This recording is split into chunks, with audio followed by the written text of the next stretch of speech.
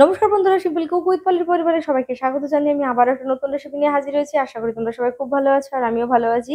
এই রেসিপিটা বাড়িতে তৈরি করে নিতে পারবে খুব সহজে, বাজারে বেশি দাম দিয়ে কেনার কোনো প্রয়োজন তোমাদের নেই। এর জন্য আমার যা যা উপকরণগুলো লাগবে তোমরা অবশ্যই শেষ পর্যন্ত থাকো আর দেখে নাও। এর জন্য আমি নিয়েছি এখানে 1 কিলোগ্রাম আম। হ্যাঁ, আমচুর পাউডার বানিয়েছি। তো 1 কিলোগ্রাম আম নিয়েছি, আমটা ভীষণই টক। তো এখানে তোমরা তোমাদের পছন্দ মতো কম বেশি করে নিতেই পারো, কোনো সমস্যা নেই। প্রথমে যেটা করতে হবে, আমের খোসাগুলো খুব ভালো করে সবুজ অংশটা আর কি তুলে ফেলে দিতে হবে। তারপর হচ্ছে আমি এটাকে ভালো করে পরিষ্কার করে নেব। তো দেখো এখানে আমের খোসাগুলো ছাড়ানো হয়ে গেছে। তারপর হচ্ছে আমি বটি দিয়ে কিন্তু পাতলা পাতলা করে, যেমন ঠিক আলুর পাঁপড় আমরা কেটে থাকি ঠিক সেইভাবে কিন্তু কেটে নেব। চাইলে কিন্তু তোমরা পিলার ব্যবহার করে কাটতে পারো বা স্লাইসার দিয়ে কাটতে পারো, তোমাদের অবশ্যই সুবিধা মতো কেটে নিতে পারো। তো দেখো আমি কিন্তু ঠিক বটি দিয়ে এরকম করে পাতলা করে কেটে নিচ্ছি। এটা যেহেতু আলু চিপসের মতো করে রোদে শুকোতে হবে, সেই কারণে আমি বেশ পাতলা করে কেটে নেব। কেটে নেওয়ার পর কিন্তু এটাকে 5 মিনিট জলে ভিজিয়ে রাখবো। তাতে করে যে আমের কষ রয়েছে সেটা কিন্তু বেরিয়ে যাবে। আর এটা কিন্তু বেশ সাদা হবে। আর যদি না ভিজিয়ে রাখি তাহলে কিন্তু কালো হয়ে যাবে। দেখতে পাচ্ছ কিভাবে কেটে নিচ্ছি। তো আমি আমের কোনো অংশটা ফেলবো না, শুধুমাত্র আঁটি যেটা সেই অংশটুকুই ফেলে দেবো। তো চলো, এখানে কাটা হয়েছে আর দেখতে পাচ্ছ এখানে আঁটি যেহেতু হয়ে গেছে, আঁটিগুলো সাইড থেকেও কেটে নিয়েছি। তো যাই হোক, এবার এটাকে 5 মিনিটের জন্য ভিজিয়ে দিচ্ছি। তারপর খুব ভালো করে জল ঝরিয়ে তুলে নেব। জলটা কিন্তু অবশ্যই খুব ভালো করে ঝরিয়ে নিতে হবে। দেখো এখানে ঝরানো হয়ে গেছে। এবার ঠিক একইভাবে যেভাবে আমরা আলু চিপস শুকোতে দেই, আমি বারবার একই কথা বলছি, সেভাবে কিন্তু এটাকে খুব ভালো করে রোদ দিয়ে শুকিয়ে নেব।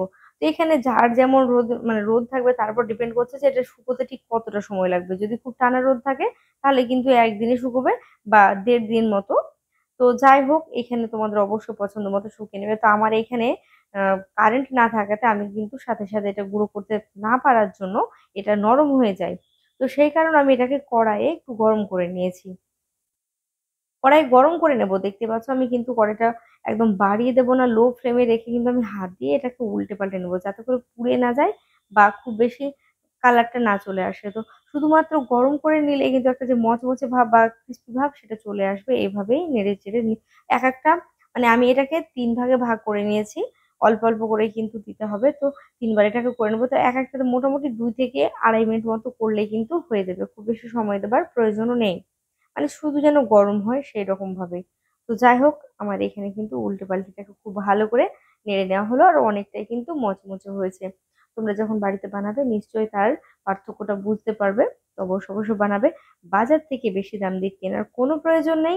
বাড়িতেই কিন্তু একটু খাটনি করলে একদম শুদ্ধ ফ্রেশ আমচুর পাউডার বাড়িতে বানিয়ে নিতে পারবে। তো একটা মিক্সার গ্রাইন্ডার নিয়ে নিলাম।